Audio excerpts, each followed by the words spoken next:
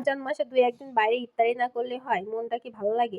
Hello guys, আসসালামু আলাইকুম। আমি আখিমনি চলে আসলাম নতুন আরেকটা ভিডিও নিয়ে। আজকে ছিল আমার ছেলের ডাক্তার দেখানোর ডেট। মানে ওরে ৩ মাস পর, পর কৃষ্ণ মোহন পোদ্দার স্যারের কাছে নিয়ে আসতে হয় পপুলারে, ওইভাবেই আসে। আর আমরা এমনি রমজান মাসে যদি সময় থাকে তা ২-৩ বার আসলে একটু বাইরে ইফতারি করি। আমি আর আমার জামাই আমরা একটু পুলকিত মানুষ, বুঝছেন? একটু ঘোরাঘুরি, খাওয়া-দাওয়া আমাদের একটু বেশি ভালো লাগে। সেই হিসাবে আমরা আসছি যে আজকে ডাক্তার দেখাবো, একটু খাওয়া-দাওয়া করবো, মানে ইফতারি করবো আর শপিং করবো, টুকটাক শপিং করবো, সব করবো না। তো ফার্স্টে একটা প্লটার অর্ডার দিছি, একটা বাঁশখাওয়া প্লটার, বুঝছেন? এটা আমার জামাই অর্ডার দিছে আগের থেকেই। এটার ভিতর কি আছে দেখেন, এই প্লটারটার দাম হচ্ছে আপনার ৳৬৩০, সাথে আপনারে দেবে একটা কোক।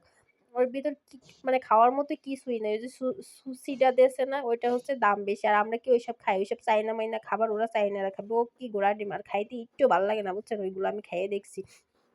এবার প্লাটারটা দেওয়ার পর ভাবতেছি কি এইটা দিয়ে তো আমাদের ৩ জনের হবে না। ওইটা তো আমার ছেলে একাই খেয়ে ফেলবে। আমার ছেলে হচ্ছে বাইরের খাবারে আলহামদুলিল্লাহ রুচি আছে। ঘরের খাবারে রুচি না থাকলে কি হবে?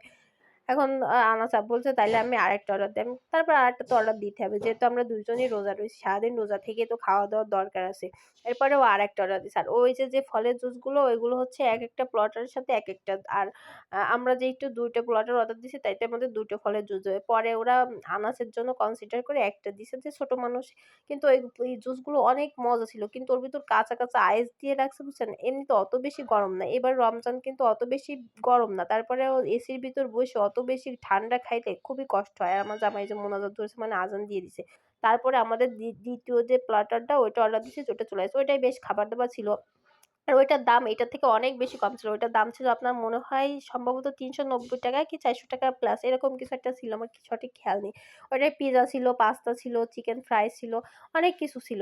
আর আমি আবার বাসার থেকে আমি জানি, বুঝছেন? আমার আগে পরে ইফতারি করার অভিজ্ঞতা আছে তো। তাই এরা হচ্ছে কি প্লাটারের ভিতর ওই যে শসা, আপেল, খুরমা, আজকে তো খুরমা দিছে। আগে মানে একটা সীমিত পরিমাণ দেয়। এর জন্য আমি এই বক্সে করে বাসা থেকে এগুলো আবার নিয়ে গেছিলাম। যেহেতু রোজা রয়েছে। এরপরে খাওয়া-দাওয়া শেষ করে আনাসে ডাক্তার-টাক্তার দেখায়ে তারপরে আসছি শপিং করতে।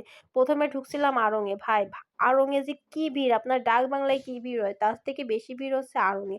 আমরা কিছুদিন আগে আড়ং-এ ৩ টা জুতো দেখে আইছিলাম। ৩ জনের মানে নিবো। তো ওইখানে ওই জুতোটা দেখতে গেছিলাম। তারপরে আবার একটু আসলাম এই পাশে, এই যে গেঞ্জির এই শোরুমটার নাম আমার সঠিক মনে নেই। এখান থেকে হচ্ছে আনাসের আব্বু রেগুলার ইউজ করা যে গেঞ্জিগুলো, এই গেঞ্জিগুলো কেনে। মানে আনাসের আব্বুর অনেক গেঞ্জি পছন্দ। আমার ছেলেরও গেঞ্জি পছন্দ, আমারও গেঞ্জি পছন্দ, আমার হাসব্যান্ডেরও গেঞ্জি পছন্দ। বলতে পারেন আমাদের সবারই গেঞ্জি পছন্দ।